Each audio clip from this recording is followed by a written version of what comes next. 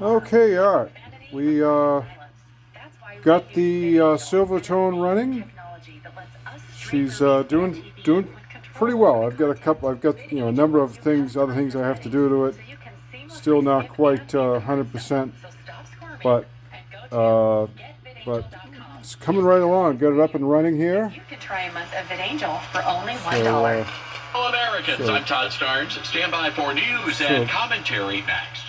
So there you go. So she's doing pretty well. I get chassis all cleaned up. I replaced a bunch of components in it. Added some new tubes to it. Cleaned it up. It was pretty big mess.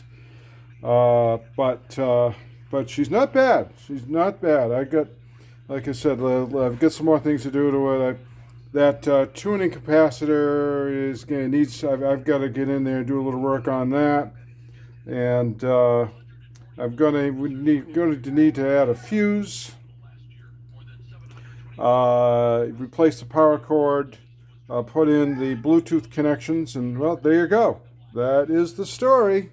But it is up and running.